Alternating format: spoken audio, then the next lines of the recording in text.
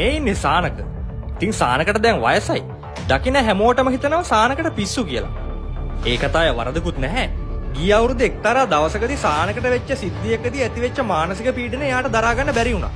ඉතින් මේ හැමදේම සිද්ධ වුණේ පොඩි සමන්තගේ ගෙදර ගිහිලා අලිකට පෙර කෑවට පස්සේ.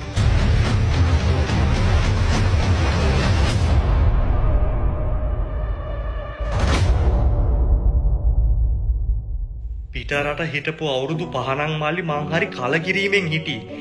ඒ රටවල් වල මහ පුදුම මිනිස්සු ඉන්නේ. තම තමන්ගේ පවුල් අතරවත් එහෙම ලොකු සම්බන්ධතා නැහැනේ. ඒකට අයියා අපේ රටේ උදාහරණයක් විදිහට නිකන් අපේ පවුලම් බලන්න. මේ දෙන්න කොල්ලු දෙන්න නිවුන්නු ඊළඟට ලොකු කෙල්ල. එයා තමයි පවුලේ හැම බරක්ම දැන් අඳින්නේ.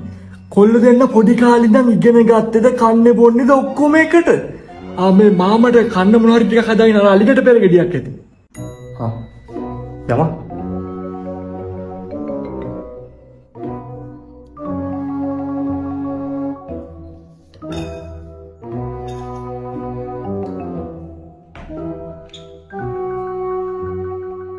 මම අලිකට පෙර.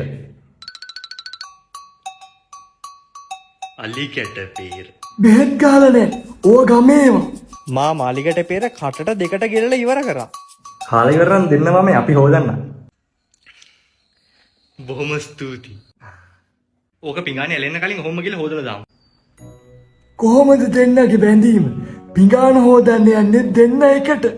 ඒකනේ. හරි එකමුතුයි දෙන්නනේ. පවුලක් වුණාම ඔහොම තියෙන්න ඕනනේ. අර තෝකුන් දෙන්න නිවුන්නුනේ. මල්ලි මේ වොෂ්රූම් එක කොහෙද තියෙන්නේ? මගේ බඩ පොඩ්ඩක් රිදෙනවා. මේ ඊයරයි බිත්තර වගේක් කාලා පොඩ්ඩක් අමාරු වෙලා ඉන්නේ. අපේ පොඩි කොල්ලට ඊයේ රෑ ඉඳන් බඩ අමාරුවක්. අද උදේ 3 පාරක් ගියා. කොහොම කෙලින්ම ගිහිල්ලා අර පැත්තට හැරුණාම දකුණු පැත්තේ තියෙන්නේ කුස්සිය, වම් පැත්තේ බාත්රූම් එක. පටලවා ගන්න එපා දොරවල් දෙකම එක වගේ. අපේ කුස්සියට දොරක් හයි කරානේ. ඔය කාමරයක් කරන හිටපු කෑල්ලක් මේ කුස්සියක් කරේ.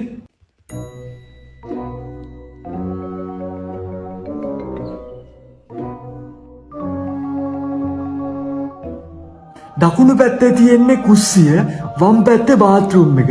දකුණු පැත්තේ බාත්රූම් එක, වම් පැත්තේ කුස්සිය. පොඩි පුතා ආයි ගිහිල්ලාද? ටිකක් ඉක්මන් කරපන්කෝ. ඉඳපන්කෝ ටිකක්. අයියයි මල්ලි දෙන්නම එකම වෙලාවේ බාත්රූම් එකේ. කිව්වත් වගේ මහා පුදුම බැඳීමක් තියෙන පවුලක්නේ. ටක් ගාලා හොදපන් බං මටත් හොද ගන්න ඕන. ඒ ගමන අයියටත් බඩේ අමාරුවක්ද? මේ බලහංකො පිටිපස්ස කක්කා වගේ. ඔය පස්ස හොඳට උලපන්. අර කොළ පාටට තියෙන ටික යවන්න ඕනේ ඉතින්. ඔය මොකද බං කරන්නේ? උලන්න බැරි නම් දියම් බං උල්ලලා දෙන්න. මේවා හොදලා පුරුදු නෑ බං දැන්. ඇමරිකාවේ ඉන්නකොට මෙහෙම හොද හිටියේ. පොඩ්ඩක් මොනවා හරි ගෑවුනා නම් පිහිදලා දැම්මා. පොඩි එකාට මේ ටික කාලෙට පස්ස හොදන හැටිවත් මතක නෑ. මචං බැංකුවේ ඉන්නේ මැනේජර් මහත්තයා ආයෙත් එළියට යනවා වගේනේ හදන්නේ. ආයේ යනවා වගේද? දැම්ම සල්ලි ටික දාන්නද? අවුලක් නෑ. උඹ දාපන්කෝ මම බලන් ඉන්නම්. උඹ දාපන් මම බලන් ඉන්නම්. මොන જાති සහෝදරකමක්ද යකෝ මේ? මාමේ පොඩ්ඩක් යන්න දෙනවද? මගෙත් පාඩ පොඩ්ඩක් හිතනවා වගේ.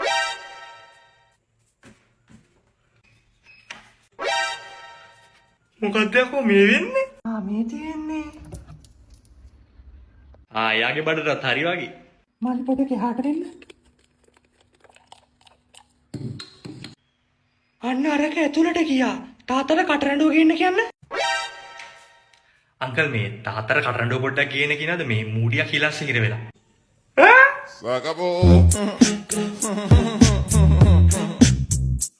Acabou.